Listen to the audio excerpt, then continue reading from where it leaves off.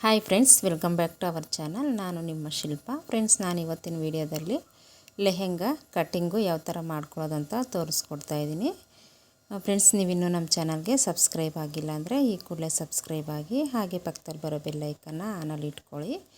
Video ಇಷ್ಟ ಆದರೆ ವಿಡಿಯೋಗೆ ಒಂದು ಲೈಕ್ ಮಾಡಿ, ಶೇರ್ ಮಾಡಿ, ಹಾಗೆ ವಿಡಿಯೋನ ಪೂರ್ತಿಯಾಗಿ ನೋಡಿ. ಆವಾಗ ನಿಮಗೆ ನೀಟಾಗಿ ಅರ್ಥ ಆಗುತ್ತೆ. ನೋಡಿ, ಇದು ಬಂದುಬಿಟ್ಟು ಬ್ಲೌಸ್ ಪೀಸ್, ಇದು ಬಂದುಬಿಟ್ಟು ಲೆಹೆಂಗಾಗೆ ಲೈನಿಂಗ್. ಇದು ಬಂದುಬಿಟ್ಟು ಪಾಪುಗೆ, ಇದು ಬ್ಲೌಸ್ಗೆ ಫ್ರಂಟಲ್ಲಿ ಡಿಸೈನ್ ಮಾಡೋದಕ್ಕೆ ಲೇಸು. ಇದು ಬಂದುಬಿಟ್ಟು ಅವ್ರ ಮದರಿಗೆ, ಅವ್ರಿಗೂ ಲೆಹೆಂಗಾ ಸ್ಟಿಚ್ ಮಾಡಬೇಕು. ಪಾಪುಗೆ ಲಂಗ ಬ್ಲೌಸು, ಅವ್ರಿಗೆ ಬಂದುಬಿಟ್ಟು ಲೆಹೆಂಗಾ ಸ್ಟಿಚ್ ಮಾಡಿ ಅಂತ ಈ ಥರ ಒಂದೇ ಥರ ಸೀರೆನ 2 ಸೀರೆ ತಂದು ಕೊಟ್ಟಿದ್ದಾರೆ. ನಾನೀಗ ಪಾಪುಗೆ ಲೆಹೆಂಗಾ ಯಾವ ಥರ ಕಟ್ ಮಾಡ್ಕೊಳ್ಳೋದಂತ ತೋರಿಸ್ಕೊಡ್ತಾಯಿದ್ದೀನಿ. ನೋಡಿ, ಸೀರೆನ ಈ ಥರ ತಗೊಂಡು ಫೋಲ್ಡ್ ಮಾಡ್ಕೊತಾ ಇದ್ದೀನಿ. ನೋಡಿ, ನಾವು ಮಾಮೂಲಿ ಸೀರೆನ ಈ ಥರ ಫೋಲ್ಡ್ ಮಾಡ್ಕೊತೀವಲ್ಲ, ಆ ಥರ ಫೋಲ್ಡ್ ಮಾಡ್ಕೊಬೇಕು.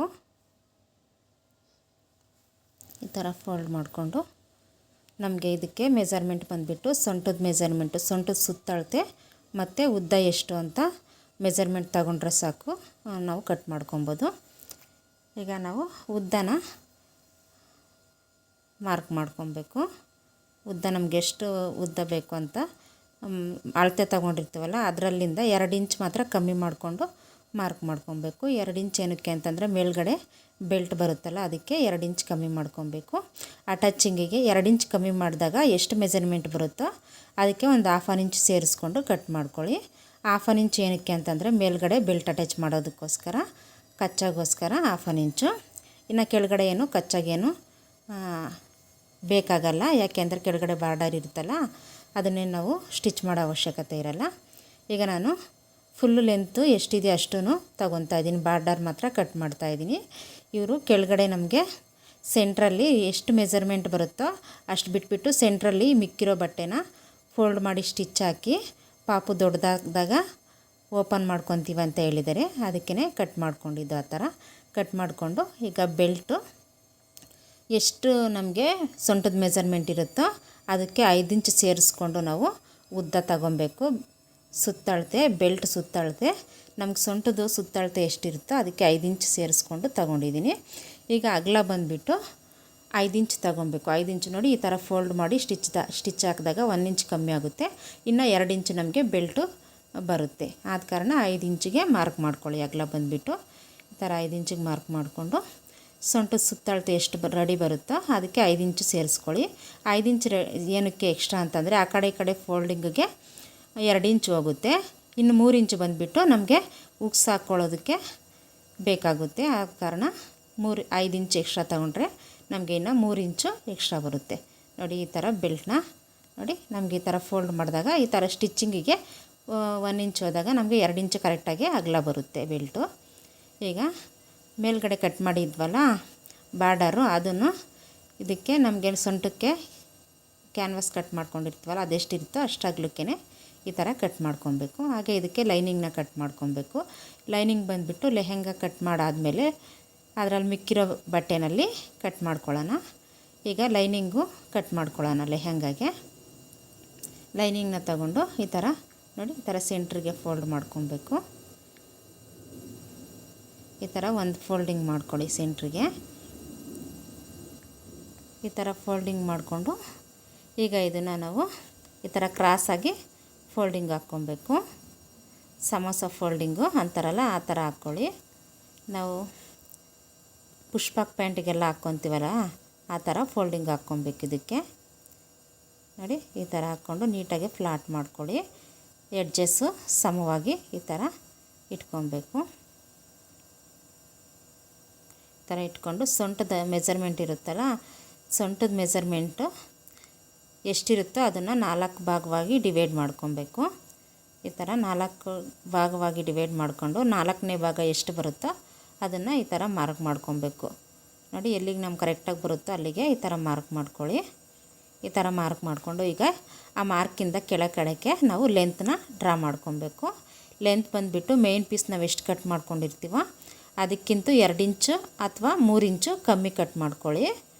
ನಾವು ಮೇನ್ ಪೀಸ್ ಎಷ್ಟು ಕಟ್ ಮಾಡ್ಕೊಂಡಿರ್ತೀವೋ ಅಷ್ಟೇ ಉದ್ದ ಕಟ್ ಮಾಡ್ಕೊಬಾರ್ದು ಲೈನಿಂಗ್ನ. ಅದಕ್ಕಿಂತ 2 ಇಂಚು 3 ಇಂಚು ಕಮ್ಮಿ ಕಟ್ ಮಾಡ್ಕೊಳ್ಳಿ. ಈ ಥರ ಸ್ವಲ್ಪನೇ ಟೇಪ್ನ ಈ ಥರ ಜರುಗಿಸ್ಕೊತ ಸುತ್ತಲೂ ಈ ಥರ ಮಾರ್ಕ್ ಮಾಡ್ಕೊಳ್ಳಿ. ಈ ಥರ ಮಾರ್ಕ್ ಮಾಡಿಕೊಂಡು ನೋಡಿ, ಈ ಥರ ರೌಂಡ್ಗೆ ಮಾರ್ಕ್ ಮಾಡ್ಕೊಬೇಕು. ಈಗ ನಾವು ಯಾವ ಥರ ಮಾರ್ಕ್ ಮಾಡ್ಕೊಂಡಿರ್ತೀವೋ ಆ ಮಾರ್ಕ್ ಮೇಲೇ ಕಟ್ ಮಾಡ್ಕೊಬೇಕು.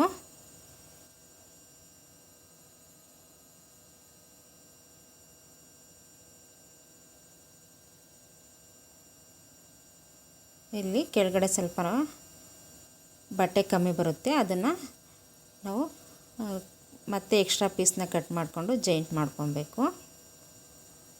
ನೋಡಿ, ಈ ಥರ ಕಟ್ ಮಾಡ್ಕೊಳ್ಳಿ. ಈ ಥರ ಕಟ್ ಮಾಡಿಕೊಂಡು ಇಲ್ಲಿ ಸ್ವಲ್ಪ ಕಮ್ಮಿ ಬರುತ್ತೆ ಬಟ್ಟೆ, ಅದನ್ನು ಜಾಯಿಂಟ್ ಮಾಡ್ಕೊಳ್ಳೋಣ. ಈಗ ನೋಡಿ, ಇದನ್ನು ಓಪನ್ ಮಾಡ್ಕೊಬೇಕು ಸೈಡಲ್ಲಿ.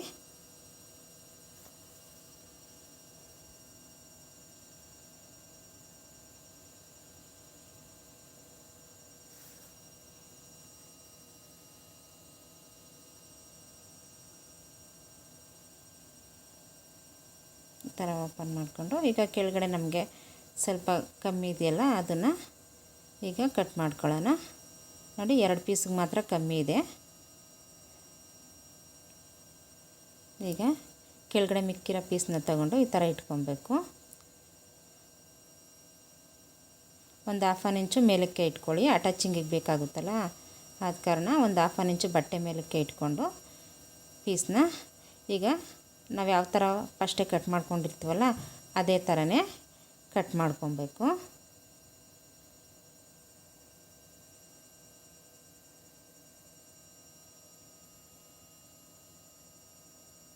ನೋಡಿ, ಈಗ ನಮಗೆ ಕರೆಕ್ಟಾಗಿ ಬಂದಿದೆ.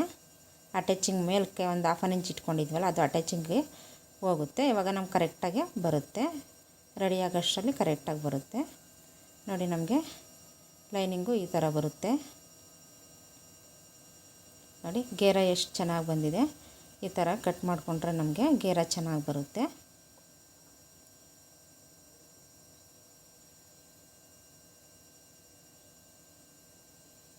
ಲೈನಿಂಗು ನಮಗೆ ರೆಡಿ ಆಯಿತು. ಇದು ಬಂದುಬಿಟ್ಟು ಬೆಲ್ಟ್ಗೆ ಈಗ ಲೈನಿಂಗ್ನ ಕಟ್ ಮಾಡ್ಕೊಬೇಕು. ನಾವು ಕ್ಯಾನ್ವಾಸ್ನ ಎಷ್ಟಾಗಲ್ಲ ಎಷ್ಟು ಉದ್ದ ಕಟ್ ಮಾಡ್ಕೊಂಡಿರ್ತೀವೋ ಲೈನಿಂಗ್ನು ಸಹ ಅಷ್ಟೇ ಕಟ್ ಮಾಡ್ಕೊಬೇಕು.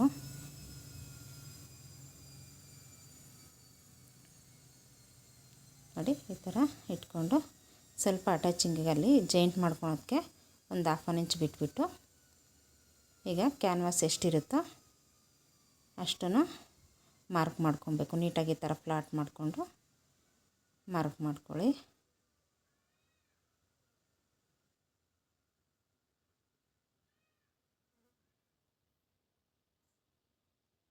ಈ ಥರ ಮಾರ್ಕ್ ಮಾಡಿಕೊಂಡು ಕಟ್ ಮಾಡ್ಕೊಬೇಕು.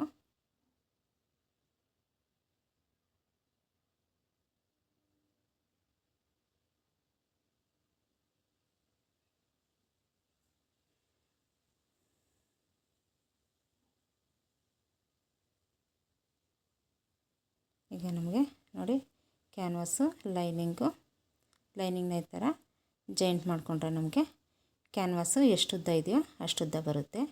ಇದು ಬಂದುಬಿಟ್ಟು ಮೇನ್ ಪೀಸು.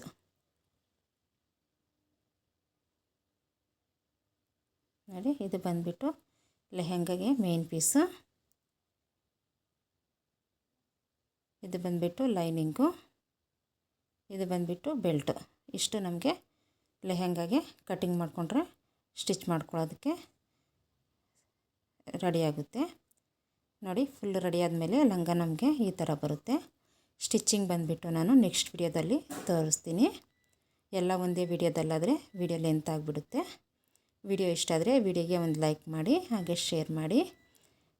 ನೀವಿನ್ನೂ ನಮ್ಮ ಚಾನಲ್ಗೆ ಸಬ್ಸ್ಕ್ರೈಬ್ ಆಗಿಲ್ಲ ಅಂದರೆ ಈ ಕೂಡಲೇ ಸಬ್ಸ್ಕ್ರೈಬ್ ಆಗಿ, ಹಾಗೆ ಪಕ್ಕದಲ್ಲಿ ಬರೋ ಬೆಲ್ ಐಕನ್ನ ಆನಲ್ಲಿ ಇಟ್ಕೊಳ್ಳಿ.